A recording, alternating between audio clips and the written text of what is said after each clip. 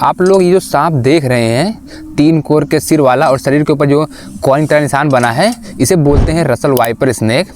और कई जगहों पर इसे चंदन बोड़ा, घोनस, सियारचंदा, बहरा जोड़ा और पहाड़ी चित्ती के नाम से जानते हैं। और ये सांप हमारे भारत का सबसे जहरीला सांप होता है।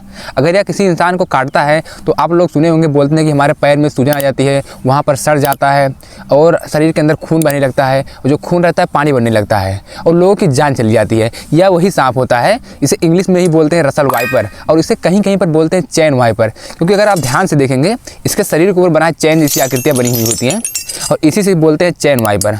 और पहचानने का एक और तरीका है, कहीं कहीं लोग बोलते हैं कि इसके शरीर पर बना है रुद्राक्ष की मोतियों की तरह निशान बना होता है, जिसे कॉइन की तरह बोलते हैं निशान, उसी से बोलते हैं कि चैन वाइपर। और सबसे ज़्यादा मौतें इसी सांप के काटने से ही होती हैं पूरे भारत में।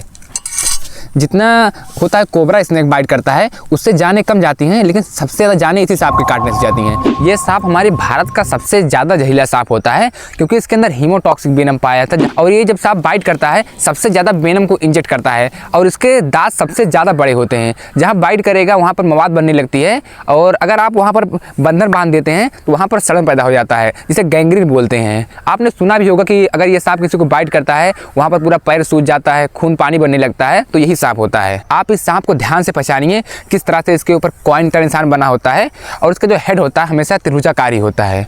ये सांप जब बाइट करता है, वहाँ पर अपना वेनम बहुत ही ज़्यादा छोड़ देता है। इसके अंदर हीमोटॉक्सिक वेनम पाया जाता है। आपको सबसे खास बात बताते हैं इस सांप के बारे में। भारत में जितने भी सांप होते हैं सभी अंडे देते हैं, लेकिन ये भारत का इकलौता सांप है रसल वाइपर, जो डायरेक्ट बच्चे को पैदा करता है, या एक बार में लगभग 20 से लेकर 60 बच्चों को जन्म देता है। और सबसे यूनिक बात यह है कि जन्म के समय ही सभी बच्चे जहरीले और एक्टिव होते हैं।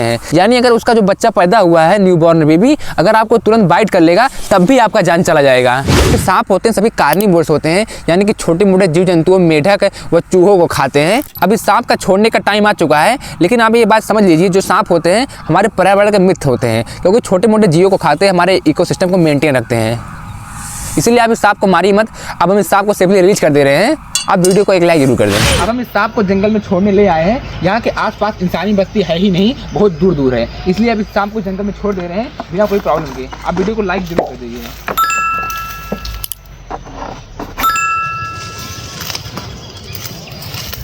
गुड।